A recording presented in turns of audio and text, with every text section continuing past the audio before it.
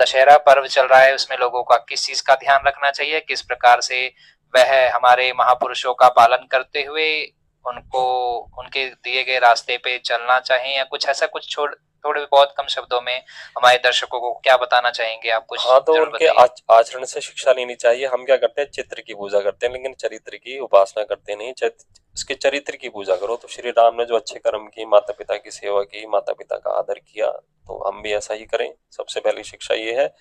इसके अलावा उन्होंने उन्होंने दुष्टों का नाश किया, या जो भी दुष्टता है हमारे भीतर है या कोई बाहर कोई दुष्ट व्यक्ति है तो उसका नाश करना हमारा धर्म है, क्षत्रियों का विशेषकर, कि दुष्ट इस समाज में रहने ना पाए।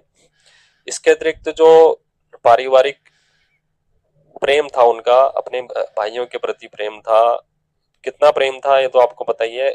भरत के लिए राजपाट भी छोड़ दिया उन्होंने। बिल्कुल सही। नहीं तो वो चाहते तो कि भी मुझे राज्य मिले, लेकिन उन्होंने भाई के लिए राजपाट छोड़ दिया। तो इतना उनको भाइयों कोई के लिए, मोह नहीं था अपने राजपाट से। हाँ, राजपाट उन्हें कोई इतनी नहीं थी आसक्ति। जब उनको वनवास भी दिया गया तो उनके मुख पर कोई ऐसा भाव नहीं था कि मेरी हानि हो गई, बल्कि वो तो उनको बड़ी वो हुई, जो है आजकल, प्रसन्नता हुई। हाँ हाँ, आजकल के माहौल में अगर देखा जाए कि अगर एक बार माता या पिताजी एक बार कुछ कह देते हैं तो बच्चे आजकल के सुनते नहीं है, पर उन्होंने अपनी सौतेली माता के कहने पे ही 14 वर्ष का वनवास झेला, तो मतलब कितना कठिन कार्य त्याग है। उनका बहुत ऊंचा है।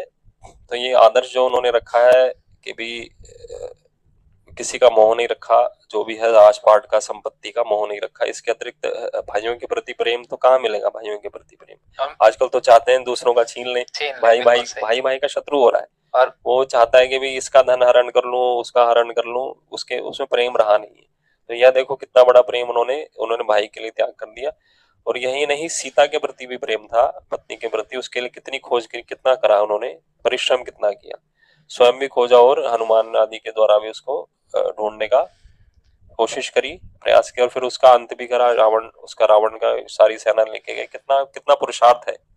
लेकिन यही अगर हम ईश्वर मान लेंगे तो कहेंगे ईश्वर के लिए तो कोई ज्यादा कठिन कार्य ज्यादा है नहीं। कठिन कार्य तो नहीं। इसलिए ईश्वर के मानने से ये भी एक हानि है कि यदि ईश्वर मानेंगे तो हमें लगेगा कि ईश्वर तो सारा कार्य करने में समर्थ है, उसके लिए फिर क्या क्या क्या पुरुषार्थ होगा।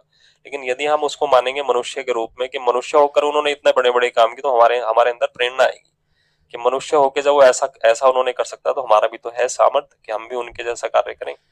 तो इसलिए अगर शिक्षा लेनी है तो फिर महापुरुष के रूप में मिलेगी। ईश्वर के रूप में तो शिक्षा मिलेगी। ईश्वर में तो सारे गुण कर्म स्वभाव पहले से ही है। बिल्कुल उसको तो सही। कष्ट होता ही नहीं, हो तो अलग है। अलग है, हाँ, बिल्कुल। ईश्वर से केवल ये शिक्षा मिलती है कि हम शुभ करें। ईश्वर ने भी नाना प्रकार के परोपकार कार्य किए हैं, लेकिन उसके अंदर पहले से ही है सामर्थ्य हो।